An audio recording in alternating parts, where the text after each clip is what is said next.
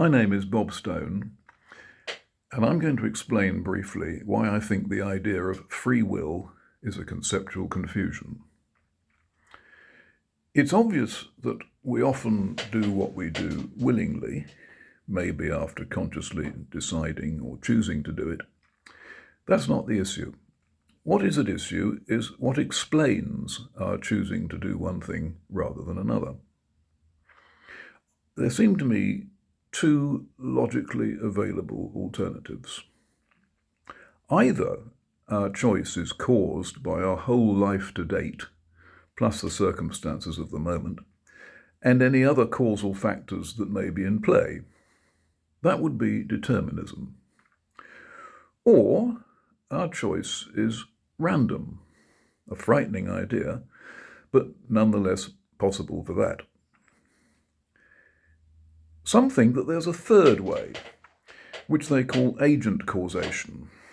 As an agent, I can rise above the chain of cause and effect leading up to the present moment and choose freely what to choose.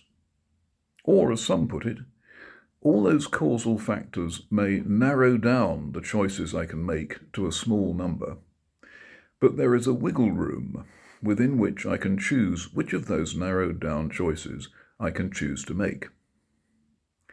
But that is merely to push the question back a stage. Even if, to use one of those spatial metaphors, I am somehow floating in an ethereal realm above and unaffected by all the causal factors, or wiggling around in that wiggle room, what would explain why I make this choice rather than that? We're back to the original question. Is my choice determined or is it random? In the end, it must be one or the other. Now, many can't see the logic of that argument because they don't like the idea that their choices are somehow being made for them. And of course, my logic may be mistaken.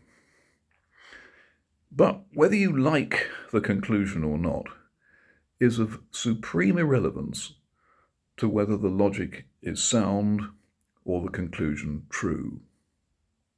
Think about it.